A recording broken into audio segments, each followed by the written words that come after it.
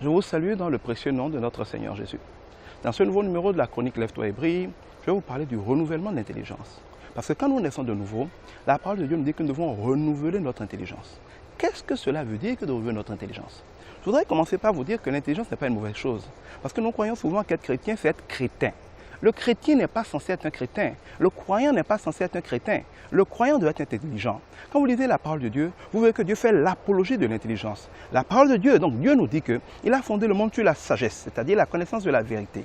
Il l'a affermi par l'intelligence et il l'a rempli par la connaissance. La sagesse est excellente comme fondation. Mais s'il n'y a pas d'intelligence, ces choses ne sont pas affermies. Et c'est le cas de beaucoup de chrétiens qui ont la parole de Dieu, donc qui ont la sagesse, mais qui ne portent aucun fruit parce qu'ils ne sont pas affermis, parce qu'ils n'utilisent pas leur intelligence. Ils ont éteint leur intelligence parce qu'ils sont à l'église. Le chrétien n'est pas censé être un crétin.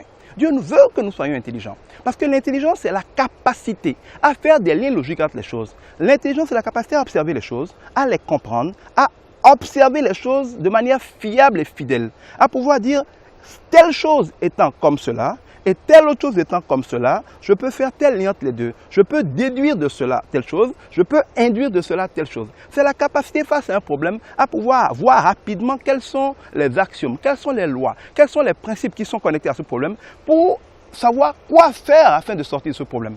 C'est la capacité à faire des liens logiques entre les choses pour aboutir aux solutions. Cela veut dire que personne ne peut réussir sans intelligence.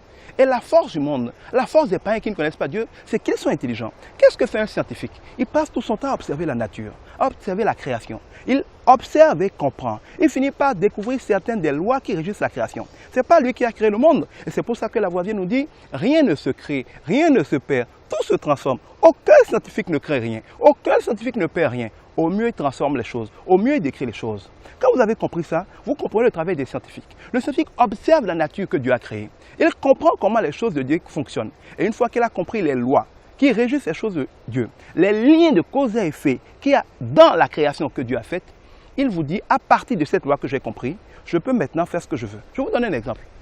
Il y a des gens qui disent, viens la foudre, c'est Revioso qui a tué quelqu'un. Et puis chaque fois qu'il y a Revioso, on pleure, on va faire des cérémonies, on va faire des sacrifices. C'est de l'ignorance des lois de la foudre. Mais le blanc, qui ne connaît même pas Dieu, va observer le mécanisme de la foudre. Il va comprendre que la foudre est un mécanisme lié à l'électricité. Il va étudier ce mécanisme. À partir du moment où il a maîtrisé les lois de l'électricité liées à la foudre, il va créer un parafoudre. Il va fabriquer un parafoudre.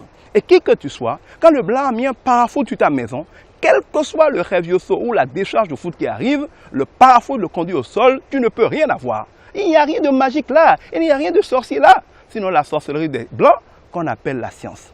Le scientifique est donc celui qui analyse la création pour comprendre les lois de Dieu. Et une fois qu'il a compris les lois, il les met en application pour commencer à faire les choses comme on veut. Dans beaucoup de villages, quand la nuit tombe, on va se coucher parce qu'on ne sait pas faire autre chose que de subir le soleil qui est là ou qui n'est pas là. Mais quand le blanc comprend les lois de la lumière, il fabrique des ampoules, il fabrique des interrupteurs. Et quand il fait nuit, qu'il n'a pas envie de dormir, il appuie un bouton, il y a la lumière et il est libre de faire ce qu'il veut. Ce principe-là ne doit pas être que scientifique, il doit être aussi le principe des chrétiens. C'est pour ça que Dieu nous dit de méditer la parole jour et nuit, de mettre en pratique tout ce qui est écrit, afin de réussir dans toutes nos entreprises. En fait, le chrétien doit être très très intelligent. Ça doit être un chercheur. Mais ce chercheur-là ne s'appuie pas sur n'importe quelle hypothèse, il ne s'appuie pas sur n'importe quel axiome. Il va s'appuyer sur la vérité, sur la parole de Dieu. Il va méditer la Bible, il va voir qu'est-ce que Dieu dit, il va voir les lois que Dieu décrit, il va voir les principes que Dieu décrit. Et à mesure qu'il va maîtriser ces principes-là, il va les mettre en application. Quand il met ces principes en application, comme un scientifique et comme tout chercheur met les principes en application, il va voir que les mêmes causes produisent avec Dieu les mêmes effets, comme c'est le cas au niveau de la science. Il va donc devenir un expert, comme il y a des électriciens, comme il y a des ingénieurs, comme il y a des agronomes qui maîtrisent les lois de ces domaines et font ce qu'ils veulent. Le chrétien qui a la révélation de la parole de Dieu va pouvoir faire ce qu'il veut. Il va pouvoir guérir qui il veut, il va pouvoir apporter la prospérité, il va pouvoir restaurer les couples, il va pouvoir changer les choses, il va pouvoir influencer la création parce qu'il est devenu un expert, parce que par les lois que Dieu lui a révélées dans la Bible, il comprend les choses, il les maîtrise, il sait quoi appuyer pour avoir quel résultat.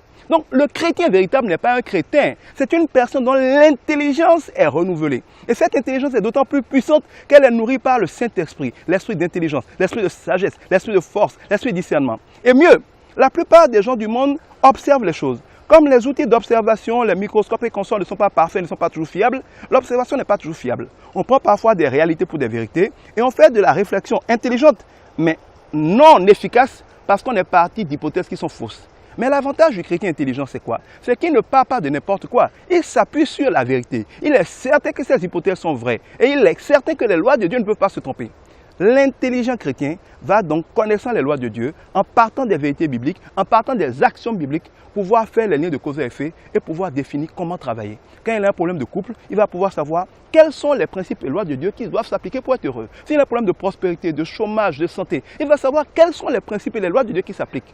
Il va être un homme intelligent, mais d'une intelligence renouvelée, d'une intelligence qui s'appuie sur la vérité pour être capable, face à un problème, de résoudre un problème concrètement. Donc le chrétien qui a en face de nos problèmes, ne pas juste commencer à prier n'importe comment, ne pas juste commencer à chanter ou à jeûner. Il doit commencer d'abord à analyser les choses, à faire un diagnostic, à analyser le problème au regard de la parole de Dieu, au regard des vérités bibliques, au regard des lois de Dieu. Il va ainsi diagnostiquer qu'est-ce qui ne va pas. Parce que la Bible nous dit au jour du bonheur, réjouis-toi. Mais au jour du malheur, médite tes voies. Analyse ton comportement. Quand tu analyses ton comportement au regard des paroles de Dieu, tu vois où est-ce qu'il y a un écart, tu vois où est-ce que tu as péché. Et Dieu te dira que dès que tu te répands, il va te bénir. Donc dès que tu vas changer de comportement, dès que tu vas corriger ce qui ne va pas, parce que tu n'as pas respecté les lois de Dieu, tu vas pouvoir atteindre de bons résultats.